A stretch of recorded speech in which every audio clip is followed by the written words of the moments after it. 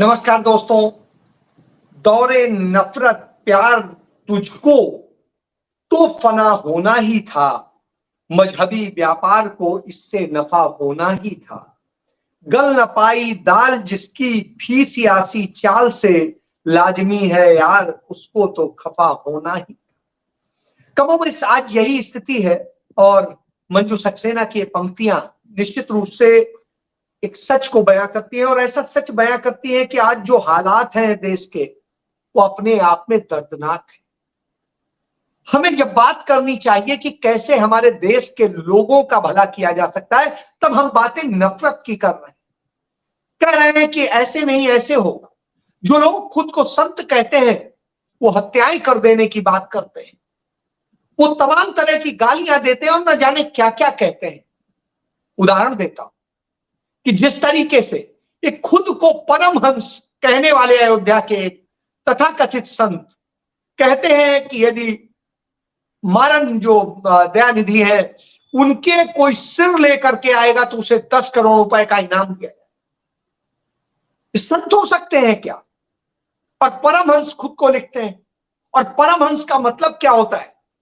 जिसे दीन दुनिया किसी चीज की सुध ही ना रहे, वो ईश्वर में इतना लीन हो कि उसके अलावा उसे न दिखता हो, वह परमहंस होता है। लेकिन हमारे यहां परमहंस आज वो होने लगे हैं जो नफरत बोते हैं, जो हत्याएं करने की बात करते हैं, जो दंगे फसाद की बात करते हैं। क्यों ऐसा करते हैं और क्यों इस तरह की बातें हो? हर व्यक्ति की अपनी मान्यता है, अपना कथन है। यदि हम अपनी मैथोलॉजी को देखते हैं तो उसमें पाते हैं कि उसमें कहीं किसी पर कोई ऐसा प्रतिबंध नहीं है कि आप यह नहीं कर सकते, यह नहीं वो बोल सकते, नहीं कर सकते। निश्चित रूप से हर व्यक्ति की अपनी सोच है और जब अपनी सोच हो तो आप उसे रोक नहीं सकते और रोकने का आपको अधिकार भी नहीं। कभी साथ जो हालात है देश के, आप ये सोचिए देश के 74% लोग ऐसे हैं जो अपने स्वास्थ्य का और खाने का खर्च नहीं उठा सकते हैं। इस हालत में भारत को ला करके खड़ा कर दिया। यह अमृत काल या महंगाई काल है, जो भी कह लीजिए। इसके अलावा 5 साल में आम आदमी की, जो भी सब सामान्य लोग हैं, हम आप हैं, उनकी थाली 65% महंगी हो गई है। यानी जो हम थाली में खाते थे वो 65% महंगा हो गया। 200 रुपए की सब्सिडी के बावजूद उज्ज्वला गैस का सिलेंडर भरवा पाने की स्थिति में नहीं है लोग। और ऐसे लोगों की संख्या भी करोड़ों में, कोई लाखों में नहीं है, कोई सैकड़ों में नहीं है, हजारों में। यह स्थिति है। बेतहाशा लूट का पूरा जाल बिछा हुआ है और जिस तरीके से होती मोदी सरकार ने महंगाई के नाम पे, भ्रष्टाचार के नाम पे, सबके नाम पे इस देश को इस हालत में लाके खड़ा कर दिया है। जो, और ये मेरी रिपोर्ट नहीं है, ये संयुक्त राष्ट्र संघ की रिपोर्ट है और संयुक्त राष्ट्र संघ बता रहा है कि भारत की दशा क्या हो गई। और इस दशा में जब हम खड़े हों तो निश्चित रूप से चिंता करना बनता है कि किस तरह की स्थितियां हैं। वही कांग्रेस शासित राज्यों में क्या हो रहा है वह भी एक झलक ले। वहां दुर्गम क्षेत्रों में भी कैसे स्वास्थ्य सेवाएं पहुंचाई जाए, इसके लिए व्यवस्था की जा रही। राजस्थान ऐसा राज्य बन गया, हिंदुस्तान का पहला राज्य बन गया जहां पर राइट टू हेल्थ है, यानी आपको स्वास्थ्य का अधिकार है और आप 25 लाख रुपए तक का इलाज सरकारी या निजी कहीं पर भी कराइए, वो सरकार की जिम्मेदारी।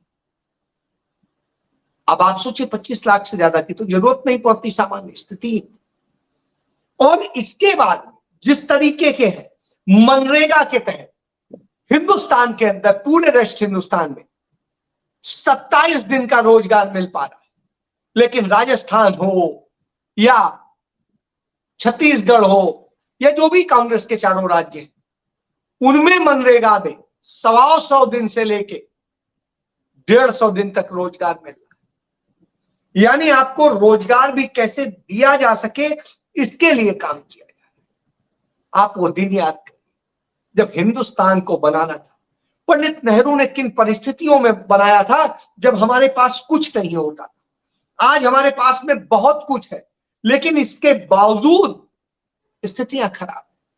इसीलिए पंडित नेहरू ने उच्च शिक्षा, शिक्षा, इस पर फोकस किया, जिससे हमारी आने वाली पीढ़ी समझदार हो, चीजों को लेकर के सेंसिटिव हो और कुछ बेहतर कर सके।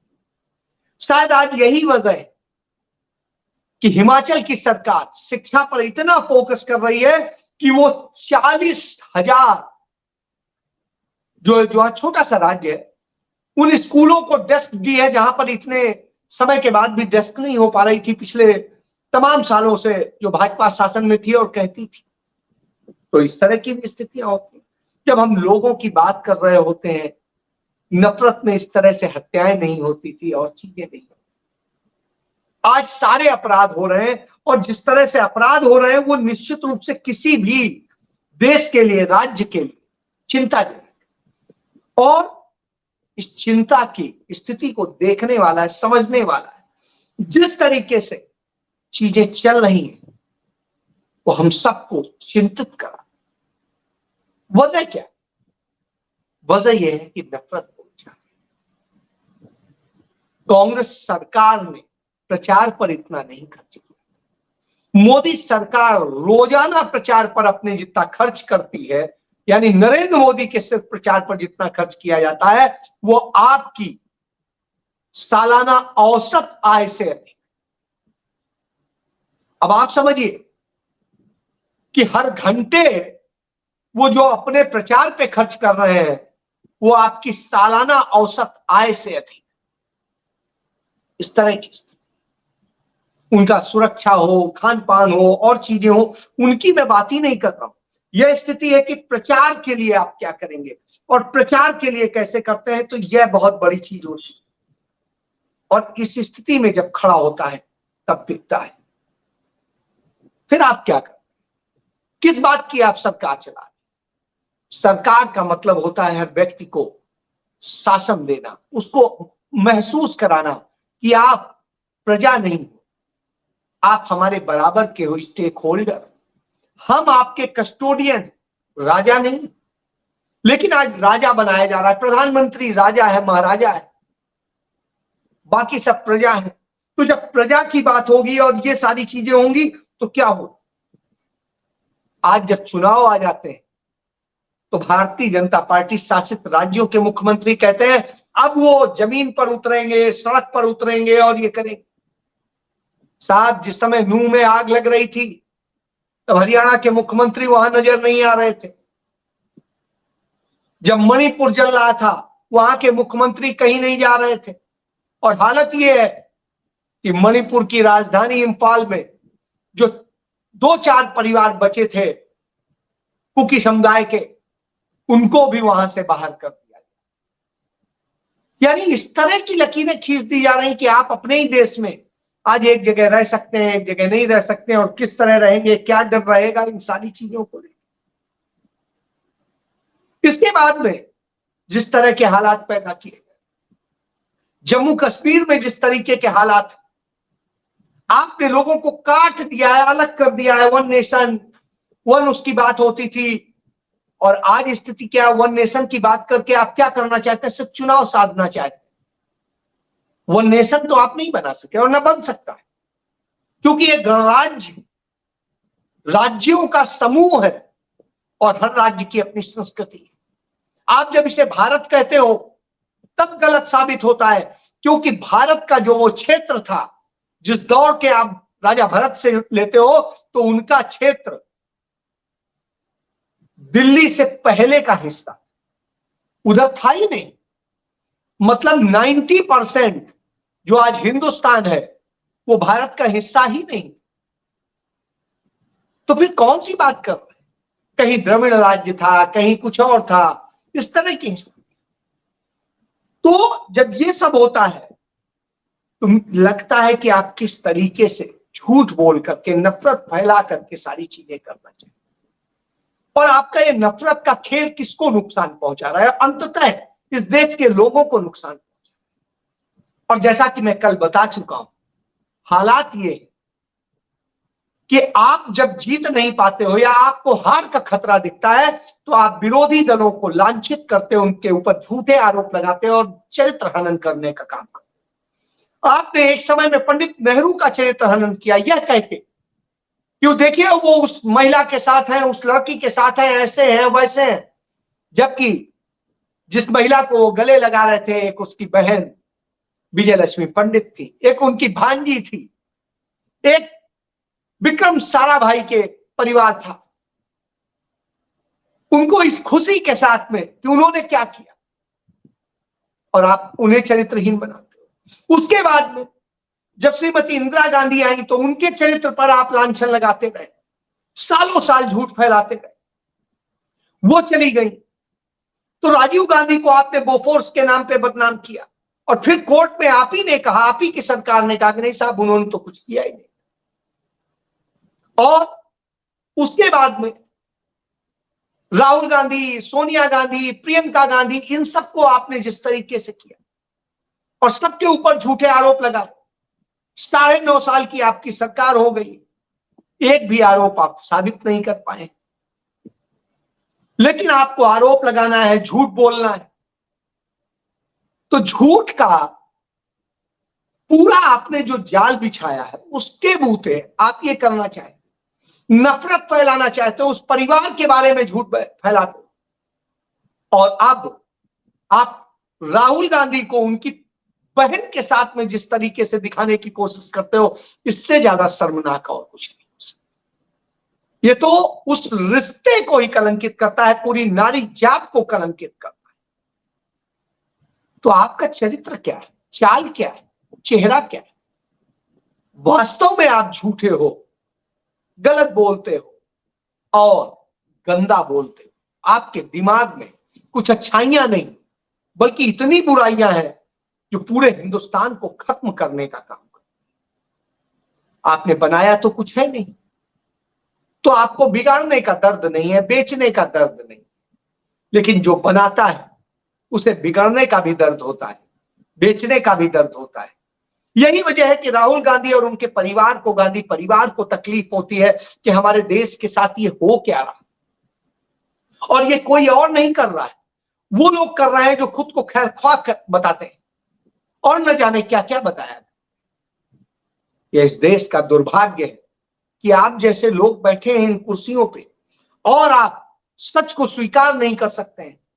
कबीरदास जी ने लिखा है, निंदक न्यारे राखिए कानन कुटिया छबाए, यानी उसको अपने इतना पास रखिए कि उसके लिए खुद घर बना दीजिए, अपने घर के कोने में ही उसका घर बना, क्योंकि वो जब निंदा करेगा, आपकी आलोचना करेगा, तो उससे आपको अपनी कमियां पता चलेंगी, उनको सुधारने का अवसर देगा।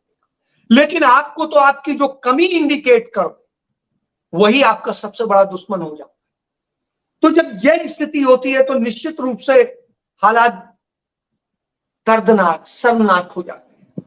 हमें आज भी याद है कर्नाटक में आपने उस महिला पत्रकार की हत्या की थी नफरत में, और अब आप उदयनिधि मारन के बारे में जिस तरीके से बात कर रहे हैं, जो वहां के मुख्यमंत्री स्टालिन के बेटे हैं, वो अपने आप में लगता है वो अपनी संस्कृति के मुताबिक बोल रहे हैं, आप अपनी संस्कृति के मुताबिक बोल, आपकी और उनकी संस्कृति अलग है, आपकी उनका धर्म अलग, उससे कोई कंसर्न नहीं।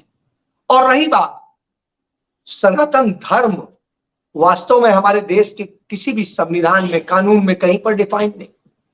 हमारे यहाँ हिंदू धर्म है, मुस्लिम धर्म है, दूसरे और धर्म, सनातन धर्म तो कहीं नहीं, वैदिक धर्म कहीं नहीं। ये तो एक जीवन शैली है, एक परंपरा है। सनातन धर्म क्यों कहते हैं? क्योंकि वो सभी को समाहित कर, सभी के साथ सहिष्णुता बरतता है, सबको प्यार से रखता है, इसलिए कहा जाता है। लेकिन आप इस तरीके से करते हैं, और फिर जब इंडिया गठबंधन आपको जवाब देने आता है तो आप उसके बारे में झूठे प्रचार करते हैं और न जाने क्या क्या कहते हैं। ठीक है, आप करिए, ये आपका अधिकार, लेकिन आपके इस अधिकार में आप जो बर्बाद कर रहे हो उसका कौन दे?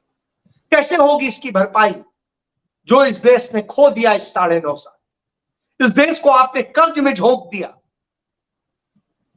172 लाख करोड़ रुपए से अधिक का कर्जदार बना दिया, जो 54 पॉइंट समथिंग यानी राउंड फिगर में 55 लाख करोड़ का कर्जदार होता।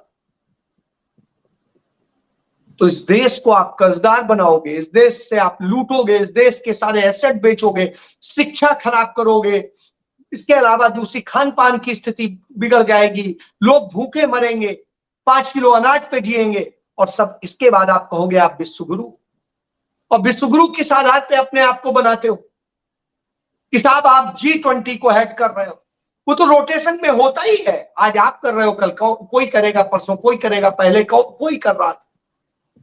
इसमें आपका क्या महानता? महानता होती जैसे पंडित नेहरू ने एक नया गुटनिरपेक्ष आंदोलन बनाया और 125 देश उनके पीछे खड़े हुए। उनकी बहन विजयलक्ष्मी पंडित संयुक्त राष्ट्र संघ की पहली महिला अध्यक्ष बनी। यह हमारे देश के लिए गर्व का विषय है, और जब यह देश के गर्व का विषय हो तो आप उन्हें लांछित करते हो। आप उनके पांव की धोवन भी नहीं हो सकते हो, और आप खुद को विश्वगुरु दिखाना चाहेंगे। और किस बूते? विज्ञापन के बूते। इस पर आप लाखों करोड़ रुपए आप तक खर्च कर चुके हो। मैं लाखों करोड़ क्यों कह रहा हूं? क्योंकि प्रत्यक्ष बजट के अतिरिक्त हर विभाग का जो अपना बजट है उससे भी पैसा खर्च किया जा रहा है। काम होता है 100 रुपए का, विज्ञापन होता है 1000 रुपए का, और 1000 रुपए का भी लाख रुपए का। यह औसत है आपका। तो इस विज्ञापन पे चल रहे हैं आप। पूंजीपतियों को पोषित करते हो, उनके लिए गलत सही सब कुछ करने को तैयार, और इस देश को आपने लूट का अड्डा बना दिया। जब यह बना दिया हो तो निश्चित रूप से एक चिंता का विषय।